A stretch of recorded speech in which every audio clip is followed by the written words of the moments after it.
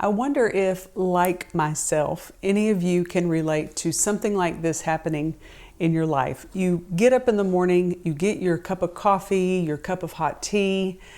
Maybe you have a few moments in the day or in the evening and you decide you're going to get a cup of hot tea and sit in your comfortable chair, prop your feet up. You've got your favorite book to read. Maybe there's a movie on TV that you've been wanting to watch and you get all settled in. You get your blanket tucked all in around you. You know how you are. Tuck it everywhere and get it under your feet so your feet aren't hanging out at the end of the recliner. And I know, I get it. You're so perfectly comfortable in this moment, and then it happens. Someone from the other room has the nerve to call your name because they're looking for something and they can't find it. Where is it? I need you to get out of your comfortable place and come help me find it. I need your help. I'm sure none of you have had any family members, husbands, children who have had that happen. But in the mornings, my husband and I get up usually, and we get up and have our coffee, and we're both sitting in our chairs. And we kind of have an unwritten rule that whoever seems to be the most comfortable doesn't have to get up and get the second cup of coffee. So you can be sure to know that when I get up and get my first cup and sit down, I get comfortable. I tuck the blanket in. I get really, really comfortable so that he has to get up. There's some little marriage advice for some of you if you need it. He's really good at, reading those cues. But anyway, as I was reading this passage that we're going to look at today in the book of Numbers, that whole scenario of how often those types of things have happened in our life, when we get comfortable somewhere, that's when sometimes then we have to move. We have to get out of our comfort zone and move. Now, I want to give you a little bit of background on the passage that we're going to look at here in a moment in the book of Numbers chapter 9. But the story is the children of Israel. Of course, here we are we've been reading in Exodus, going into some passages in the book of Numbers. And they came to this section in scripture where they had to put all of the elements together for the tabernacle.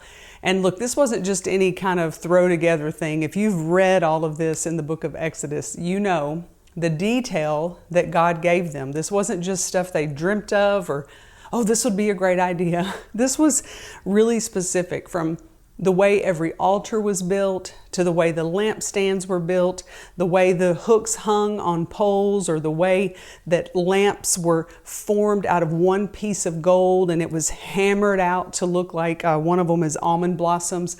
I mean, the color of the fabrics and the way the robes on the priests had to hang. And I mean, just every single detail. This certainly wasn't like us ordering a bookshelf off of Amazon and throwing it together, and when we get done we're like, well, I have a piece left over. Or maybe it's that box, that cardboard shoebox that we wrapped with wrapping paper, and we're trying to give it as a gift and we come up shy, but we're too cheap to throw the paper away, so we cut another strip and put it in there to just try to make it look good. This wasn't that. This was absolute perfection, divine instruction from God on how all of this would be put together. And they were doing this at Moses' command of what the Lord was telling him of how to do it. And in this section we're going to look at in this passage in Numbers chapter 9, they have just gotten all of this done and they have set it up. And we read in Numbers chapter 9, we're going to read 15 through 18, and then we'll go on to the next section here. It says, "Now on the day that the tabernacle was raised up, the cloud covered the tabernacle, the tent of the testimony. From evening until morning it was above the tabernacle like the appearance of fire. So it was always. The cloud covered it by day, and the appearance of fire by night. Whenever the cloud was taken up from above the tabernacle, after that the children of Israel would journey. And in the place where the cloud settled, there the children of Israel would pitch their tents. At the command of the Lord, the children of Israel would journey, and at the command of the Lord, they would camp.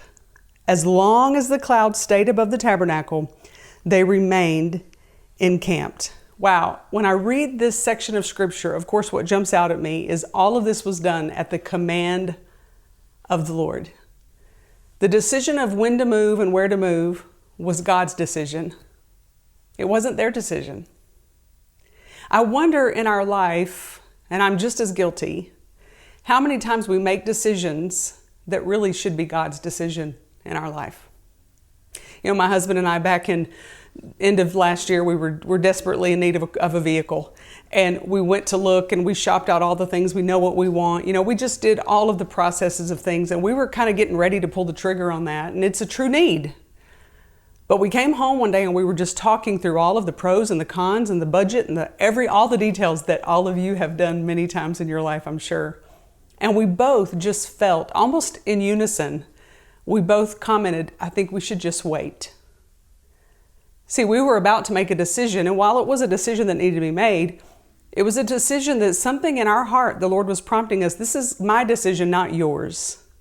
So wait. And waiting could be a day, a week, a month, a year, I don't know, but at that time, that was it. And so I think about this, the times in our life where we face situations that we truly need to make a decision. I get that. But to be able to say, this is God's decision, not mine. So let me just wait before the Lord. It goes on in the next few verses.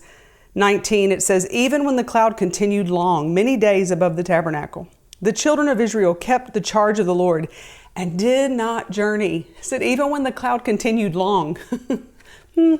Come on. I need this to move a little faster. So it was when the cloud was above the tabernacle a few days, according to the command of the Lord, they would remain encamped. And according to the command of the Lord, they would journey.